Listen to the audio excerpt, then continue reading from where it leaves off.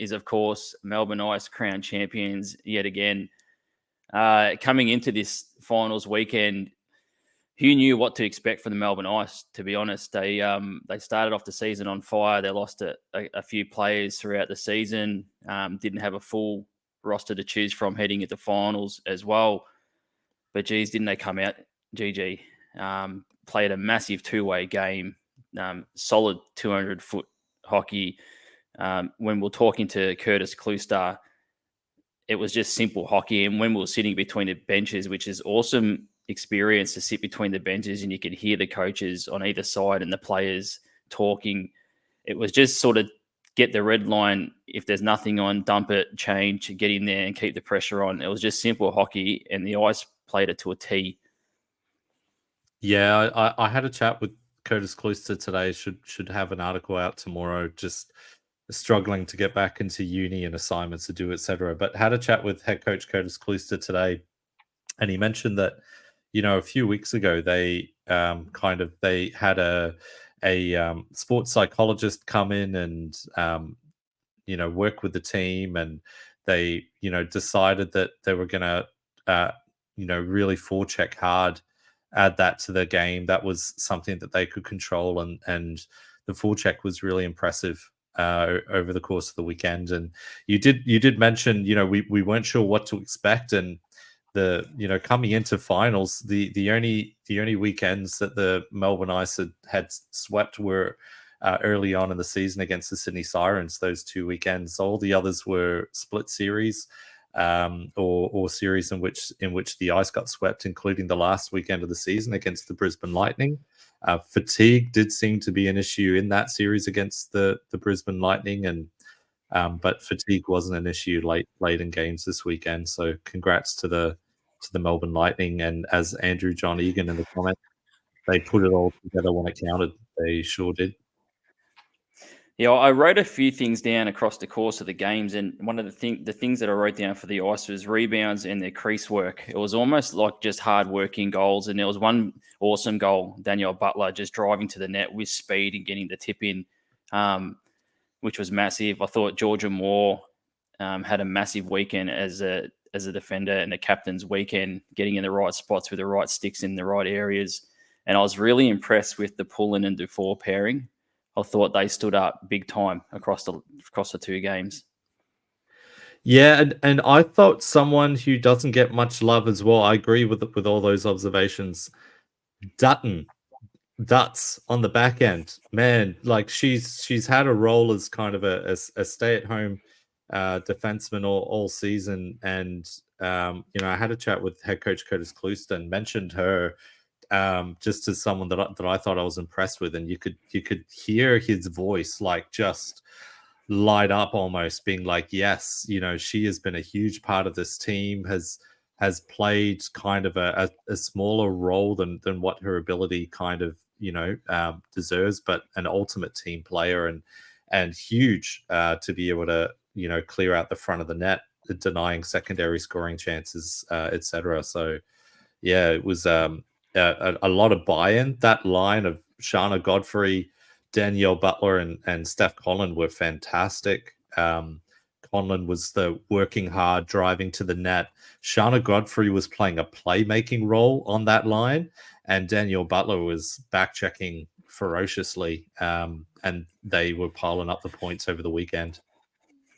Yeah, I thought it was really, really cool to see Steph Conlon get on the score sheet and really get rewarded, because I've always felt that Steph is an underrated player for the Melbourne Ice. We did have Andrew Egan on the screen before, and I was talking with Andrew in the chat, and I thought the line of Grigliunas, Howe, and Newman had a really, really solid weekend for the Melbourne Ice as well. Just hard working on every shift, and those sort of lines there, they just sort of set up for the top scoring lines. So they're the sort of lines just go out there, work hard, and really put the pressure on and just grind away, and then the top scoring lines can sort of come in and do their thing. I thought that line of Grigliunas, Howe, and Newman was awesome.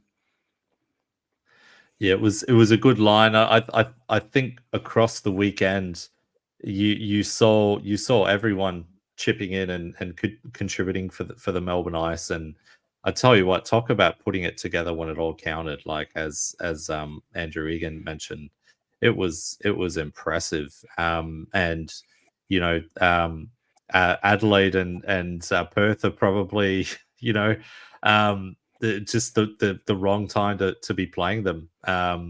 But Melbourne, they looked good. We've got a comment from Danielle King. Melbourne Ice are just so fit and so professional. They played 2 fantastic games. Huge congrats to them on their victories. Yeah, that's a you can see the respect for the Melbourne Ice. When they lost Christina Julien when earlier in the season, I wasn't sure how they would cope with that, but they're champions.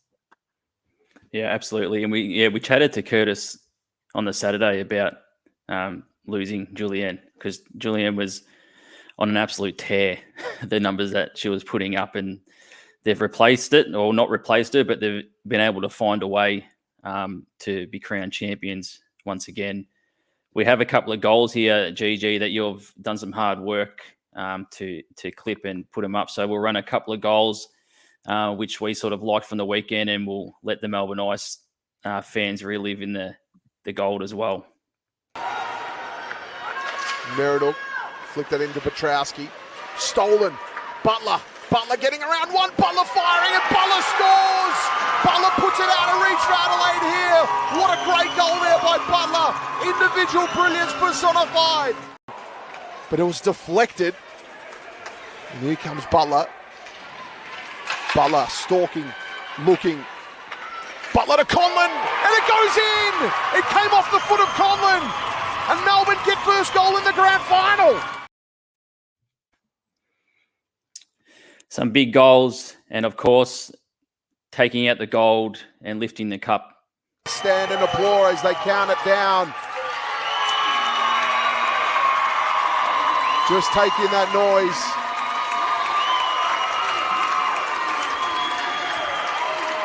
The Melbourne Ice, through all their adversity all season,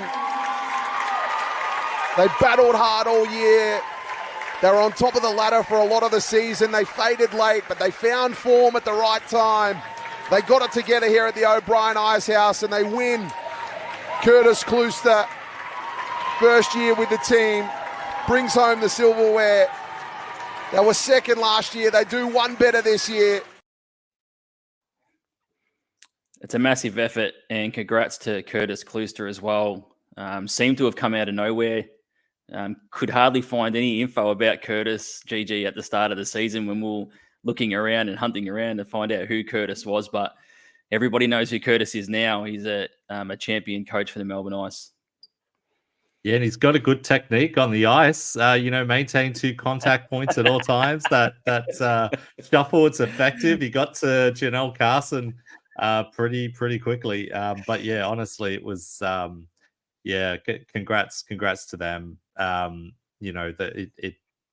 Perfect timing. You could see players. It's always a question of who's going to be the hero, and I think the Melbourne Ice did that largely by committee. But you did have some outstanding performances. We'll get into Janelle Carson a bit later, but Danielle Butler was one. She was awarded the MVP of the final. I think it was a coin flip between her and Janelle Carson. But yeah, congrats to them on the victory.